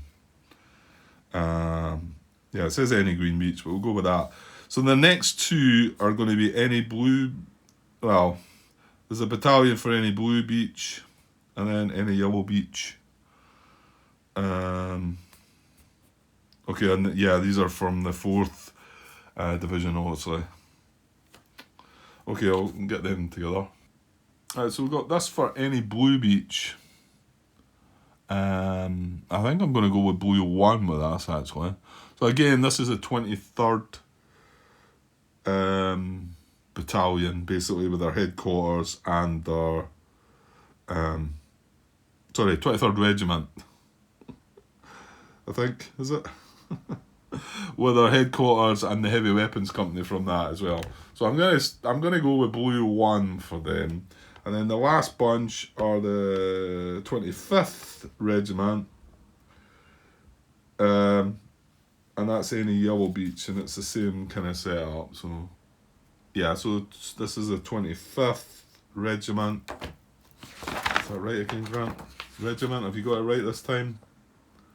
25th Regiment, yeah. With their regimental headquarters and the Heavy Weapons Company. They can go into any yellow beach. Yeah, there's a yellow 3 as well, isn't there?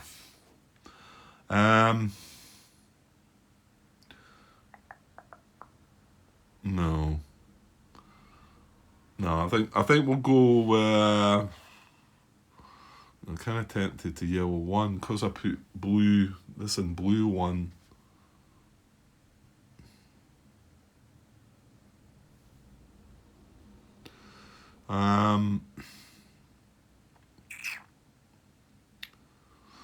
You know what? There's one less colour in this, in yellow 2, to cause damage, I suppose. So that's the first time I've actually looked at that, mind you. But right, okay. So we'll go with yellow 2. We'll go yellow 2.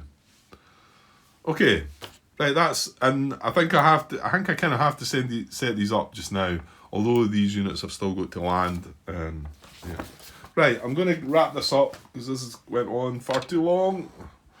I thought I was just going to come and add another 45 minutes, and I've ended up adding another hour and 15. So I think this is going to be a 2-hour video. But yeah, that's what you've got to look ahead to if you want to carry on watching. But I always say that the main part of this is for me to be enjoying myself, and that's how I enjoy it, just by taking my time and going through it slow. Hopefully I'll start pausing a bit more and saving some time while I have my thoughts off camera. But then sometimes I think a lot of people that watch my videos in the past have liked my. Well, I dare say it would put some folk off as well, though. But I think some folk have commented that they quite like my thought process and about how I go through things. And it's not. I'm not really trying to make a.